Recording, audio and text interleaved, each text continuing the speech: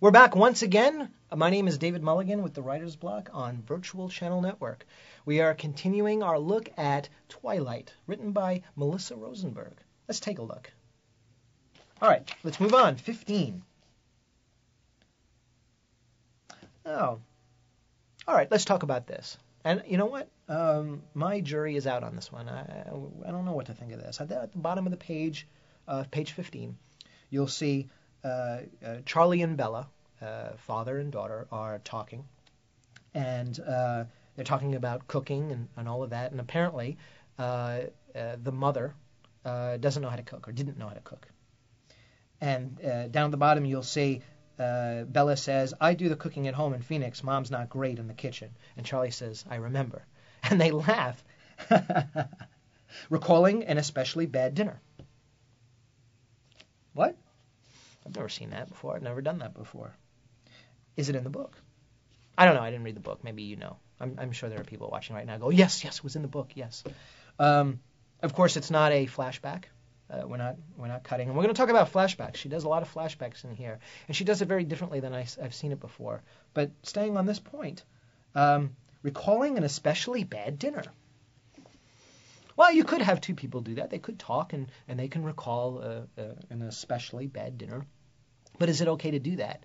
I don't know. I don't know if I would do that. It depends. I mean, can you do that because there is a book and the reader who has read the book would know instantly what they're talking about? Certainly this bad dinner event doesn't happen anywhere in the script. It's never said, that specific event is never said in the script. Is it okay to put it in there? Well, we're on page 15 and I'm already into it. It's a good story. It's told very well, so I have to give it. Would I do it? Maybe. I want to. It's kind of bold, you know. It's different. And it still gives a flair to the scene. It gives an atmosphere. It gives a certain sort of feel. So something to consider. So take a look at that and see if you're the kind of writer that would do something like that. But use it sparingly because you can really get into the danger zone with that by saying things. You know, the rule is for a lot of novice writers, one of the biggest things that they say to you is, show, don't tell. Show, don't tell. It's not as simple as that. It's a little more complicated than that. But it is, one of the 10 commandments of screenwriting.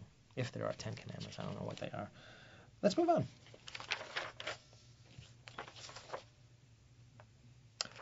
Here's another part I really like, and it's the same sort of thing. 18, bottom of the page. She looks over at the truck, .. Yep, 4 new tires. Now, she didn't actually say that,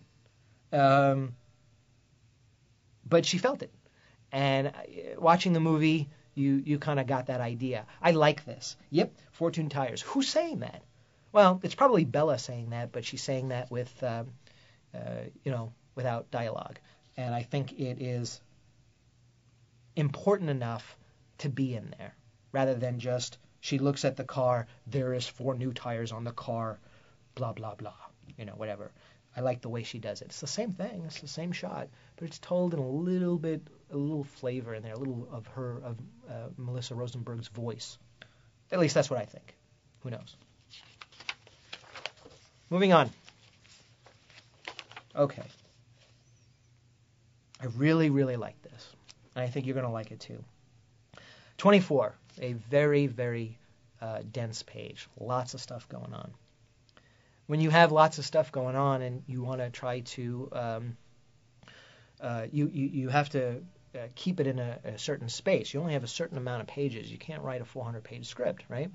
But there are certain things that you want to have happen, and you have to explain a lot to show what happens, but you don't have a lot of page count. So you have to kind of, make it very concise, consolidate it. And how does she do it? Very interesting. You'll see here, 3rd paragraph, Bella turns to see a van skidding on the ice, careening out of control, heading directly for her, underlined. Very nice, because that's really important. Time suddenly fractures. Love that word.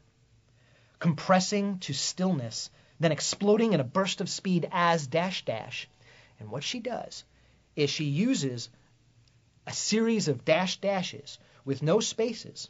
Take a look. And everything that's happening in succession in a very short amount of time. Remember, time is compressing.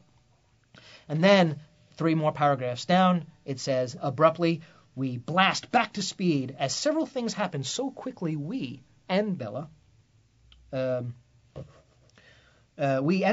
unsure of what's going on. And again, the dashes and about 3 or 4 things that happen afterwards.